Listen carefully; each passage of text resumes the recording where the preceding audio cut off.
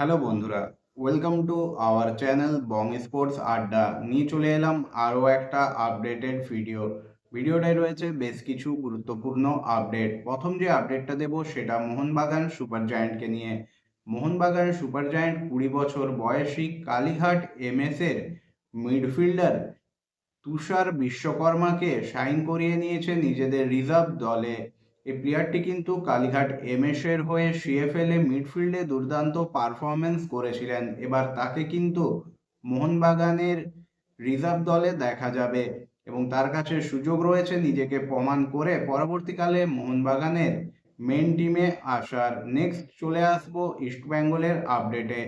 ইস্টবেঙ্গলকে নিয়ে এই মুহূর্তে কিন্তু যে আপডেট রয়েছে তাতে সকলেরই জানা, ইস্টবেঙ্গল কিন্তু ট্রান্সফার উইন্ডোতে তাদের প্রাক্তন অধিনায়ক ব্রাজিলীয় তারকা স্ট্রাইকার ক্লেটন সিলভাকে ছেড়ে দিতে পারে এবং তার দল ছাড়ার বা তাকে দল ছেড়ে দেওয়ার যে জল্পনা রয়েছে সেক্ষেত্রে কিন্তু তারই দেশীয় খেলোয়াড় রবসন রবিহনকে আনার একটা কথাও কিন্তু শোনা যাচ্ছে ইস্টবেঙ্গল ক্লাবকে নিয়ে।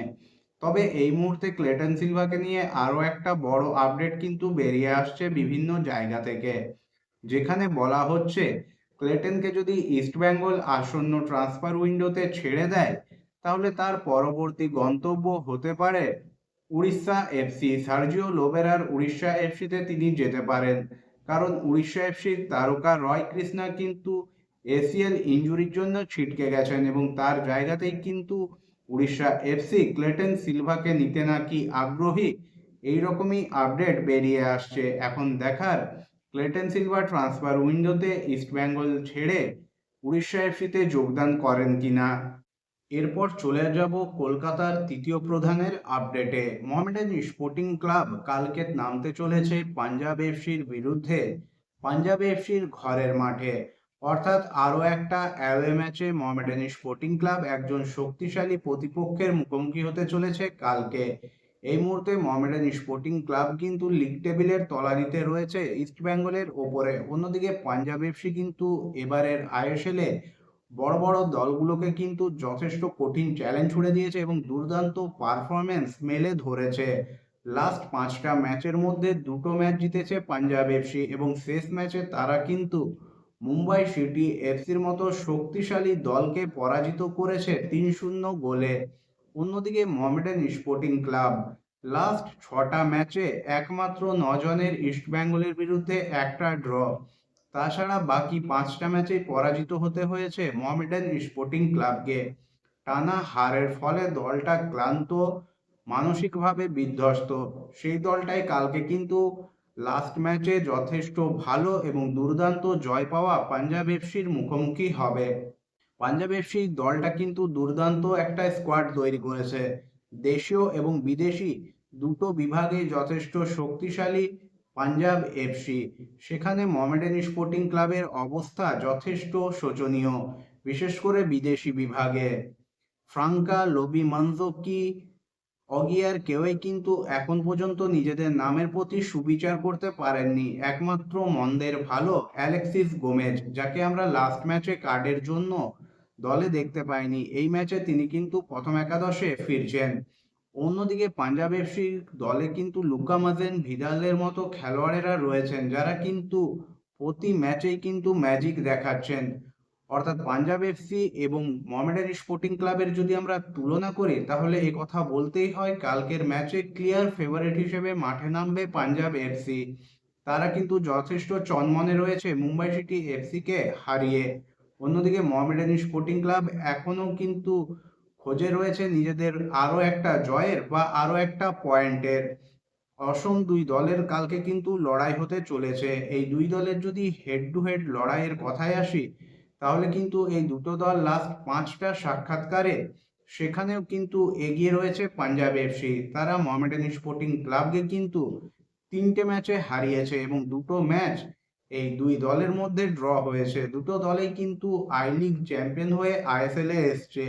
পাঞ্জাব এফসি প্রথম সিজনেও যথেষ্ট ভালো ফুটবল খেলেছিল এবং এই সিজন তারা তো দুর্দান্ত ফুটবল খেলছে। সেখানে মোহামেডান স্পোর্টিং ক্লাব প্রথমটা ভালোভাবে শুরু করলেও যত আইএসএল এর দিন গড়াচ্ছে ততই বোঝা যাচ্ছে আই লিগ এবং আইএসএল এর ফারাকটা। মোহামেডান স্পোর্টিং ক্লাবের অবস্থা ততই খারাপ হচ্ছে। এখন দেখার এই অবস্থা থেকে মোহামেডান স্পোর্টিং ক্লাব কবে ঘুরে দাঁড়ায়। প্রতিটা ম্যাচেই কিন্তু স্বপ্ন বুনছে মোহামেডান স্পোর্টিং ক্লাব, তবে এখনো মোহামেডান স্পোর্টিং ক্লাব সেই স্বপ্নের ধারে কাছেও যেতে পারেনি। কালকের ম্যাচে মোহামেডান স্পোর্টিং ক্লাবের জন্য কিন্তু কঠিন একটা লড়াই। তাছাড়া এই ম্যাচের ওপর কোচ প্লেয়ারদের ভাগ্যেও নির্ভর করছে, কারণ আর কিছুদিন পরেই শুরু হবে ট্রান্সফার উইন্ডো এবং সেখানে কিন্তু বেশ কয়েকজন বিদেশি খেলোয়াড়ের পরিবর্তন হওয়ার সম্ভাবনা রয়েছে, বিশেষ করে লবি মানজুকি, ফ্রাঙ্কার মতো খেলোয়াড়দের।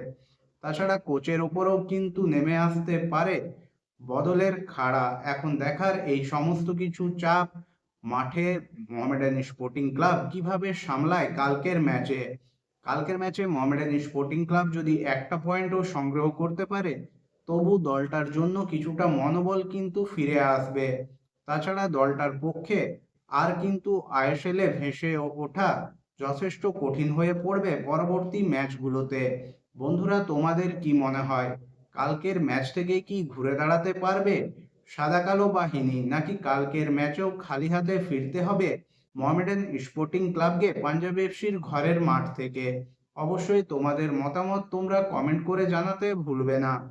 অন্যদিকে মাঠের লড়াইয়ের পাশাপাশি মোহামেডান স্পোর্টিং ক্লাবকে কিন্তু চোট-আঘাতের নিয়েও লড়াই করতে হচ্ছে। চোটের জন্য বেশ কিছু ম্যাচে তারা যেমন তাদের নির্ভরযোগ্য ডিফেন্ডার জোসেফ আদিজাইকে পায়নি, তেমনি কালকের ম্যাচে মোহামেডান স্পোর্টিং ক্লাব কিন্তু পাবে না আরও একজন নির্ভরযোগ্য ডিফেন্ডার গৌরব বোরাকে।